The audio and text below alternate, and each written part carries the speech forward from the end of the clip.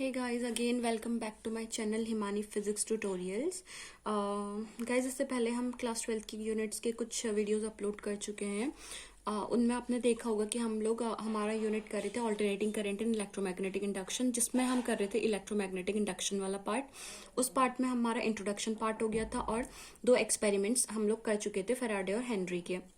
जो हमारा तीसरा एक्सपेरिमेंट है वो आज हम इस वीडियो में देखेंगे। तीसरा एक्सपेरिमेंट होगा हमारा current induced by changing current. Okay, अब देखिए यहाँ पर हमारा पहली जो एक्सपेरिमेंट थी उसमें हमने देखा था कि हमारा रिलेटिव मोशन हुआ था between a coil and a bar magnet.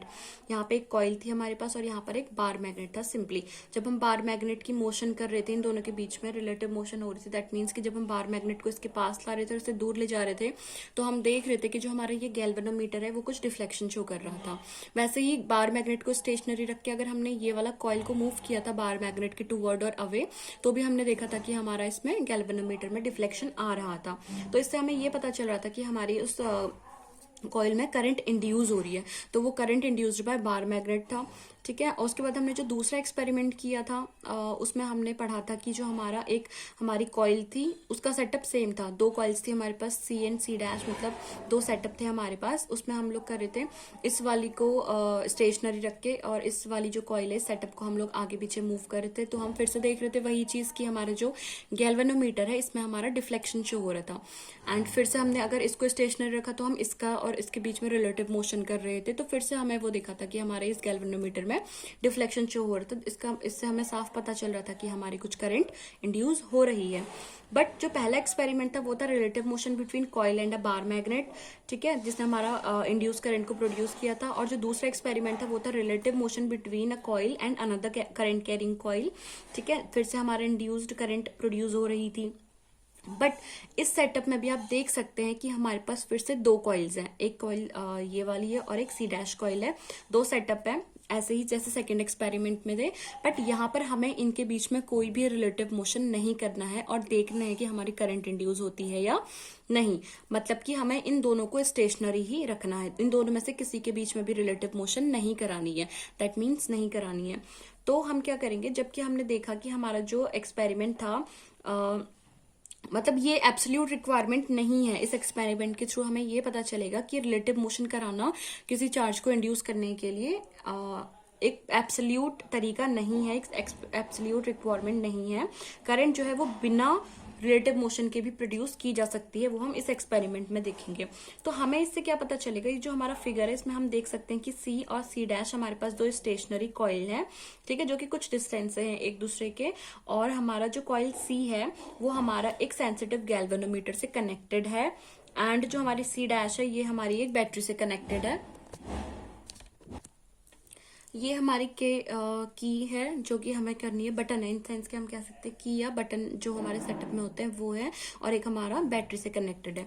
तो हमने क्या देखा कि जो हमारा क्या था कि जब हमने इस की को प्रेस किया और रिलीज किया, प्रेस करने के बाद सीधा रिलीज कर दिया तो हमारे गैल्वेनोमीटर ने डिफ्लेक्शन शो किया, बट वो अचानक से फिर से 0 पे आ गया इमिडिएटली। और अगर हमने इसे प्रेस करे ही रखा तो हमारे गैल्वेनोमीटर ने कोई भी डिफ्लेक्शन नहीं शो किया। तो इससे हमें ये पता चला कि जब हम इसे दबाए, इस की को प्रेस करे रहेंगे, ठीक है, तो हमारा गैल्वेनोमीटर को डिफ्लेक्शन नहीं दिखाएगा। और इस की को रिलीज करेंगे तो भी हमारा गैल्वेनोमीटर डिफ्लेक्शन नहीं दिखाएगा। बट कुछ इंस्टेंट के लिए, जैसे ही हमने इसे प्रेस किया और रिलीज किया तो इसने हमारा क्या किया, डिफ्लेक्शन शो किया। अब हमारा अगर हम चाहते हैं कि हमारा ये जो है कंटिन्यूस डिफ्लेक्शन शो करे, तो उसके लिए हमारे इस एक्सपेरिमेंट में इन दो कॉइल्स के बीच में एक आयरन की रॉड को इंसर्ट कर दिया गया। तो इस आयरन की रॉड को इंसर्ट करने के बाद अगर हमने की को प्रेस किया और प्रेस करे रखा तो हमारे गैल्वेनोमीटर ने डिफ्लेक्शन शो किया। जब हमने रिलीज किया तो भी डिफ्लेक्शन शो किया, बट अपोजिट डायरेक्शन में। तो ये हमारा था इस एक्सपेरिमेंट के बारे में कि कैसे हमारा बिना किसी रिलेटिव मोशन के, दैट मीन्स अगर हमने इन कॉइल्स को स्टेशनरी रखा हुआ है तो भी हमारा जो है करंट इंड्यूस हो सकता है। इस एक्सपेरिमेंट के थ्रू हमें ये पता चला। तो अब एग्जाम में अगर ये आपका एक्सपेरिमेंट आता है तो आप इसे किस तरीके से लिखेंगे वो आप देखिए। तो हम सबसे पहले ये फिगर बनाएंगे और इस पे लिखेंगे कि हमारा स्टार्टिंग में हम इंट्रोडक्शन देंगे कि हमारा एक्सपेरिमेंट नंबर 1 में रिलेटिव मोशन हुआ था 2 कॉइल्स के बीच में, सॉरी एक कॉइल और एक बार मैग्नेट के बीच में, और उसने हमारा एक इंड्यूस किया था करंट। और एक्सपेरिमेंट 2 में हमारा रिलेटिव मोशन हुआ था another coil current carrying coil के बीच में, एक कॉइल और दूसरी करंट कैरिंग कॉइल के बीच में, ठीक है। तो इसे हम लिखेंगे in experiment 1 relative motion between a coil and a bar magnet produced induced current. In experiment 2 relative motion between one coil and another coil carrying current produced induced current. Through the present experiment, Faraday showed that relative motion is not an absolute requirement. Current can be induced even without any relative motion. So figure above shows two coils C and C dash held stationary. Coil C is connected to a sensitive galvanometer. G and coil C dash is connected to a battery through a tapping key K. It is observed that when key K is pressed, a galvanometer in coil C shows a momentary deflection indicating that current is induced in coil C. The pointer in the galvanometer however returns to 0 immediately. ये line मैं आपको समझा चुकी हूँ कि जो हमारा जब हमने K की प्रेस की थी दूसरी वाली कॉइल के लिए जो C डैश थी, तो हमने देखा कि जो गैल्वेनोमीटर था उसने थोड़ा सा डिफ्लेक्शन दिखाया, उससे हमें ये पता चला कि उस कॉइल में जो कॉइल सी है उसमें हमारा करंट इंड्यूस हुई, बट जो गैल्वेनोमीटर का पॉइंटर था वो अचानक से फिर से 0 पे आ गया। When the key K is kept pressed continuously, there is no deflection in the galvanometer. ये लाइन भी मैंने आपको समझाई थी कि जब हमारी जो की K थी उसे हमने बहुत देर तक अगर कंटिन्यूसली प्रेस रखा तो भी हमारे गैल्वेनोमीटर में डिफ्लेक्शन नहीं आया। तो जो थर्ड इसकी ऑब्जर्वेशन थी वो थी कि व्हेन द के की is released galvanometer shows again a momentary deflection but in the opposite direction. Opposite direction में उसने दिखाया था हमारा इसका जो भी डिफ्लेक्शन था, और जो पॉइंटर था in the galvanometer again returns to the almost instantly. हमने बोला था ना कि हम या तो प्रेस करें अचानक से या उसे रिलीज करें अचानक से, तो हमारा क्या हुआ, कुछ पल के लिए जो गैल्वेनोमीटर का पॉइंटर है वो डिफ्लेक्शन शो करेगा और खुद ही थोड़ी देर के बाद इमीडिएटली वो 0 पे आ जाएगा।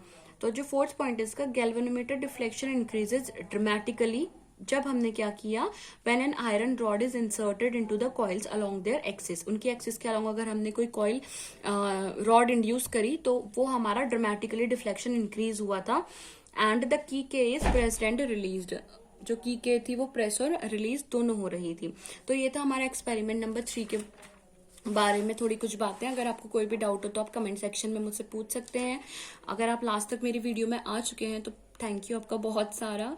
And please make sure to like share and subscribe my channel if you are new to me, and share भी जरूर करें ताकि मेरे जल्द से जल्द सब्सक्राइबर कंप्लीट हो। एंड या प्लीज मेरी सारी वीडियोस को आप एंड तक जरूर देखिए, आपको एग्जाम टाइम में बहुत हेल्प मिलेगी मेरे नोट्स से, ताकि आप इजीली इन नोट्स को समझ भी सके और एग्जाम टाइम में आप उन्हें आसानी से लिख भी सके और अच्छे से मार्क्स गेन कर सकें।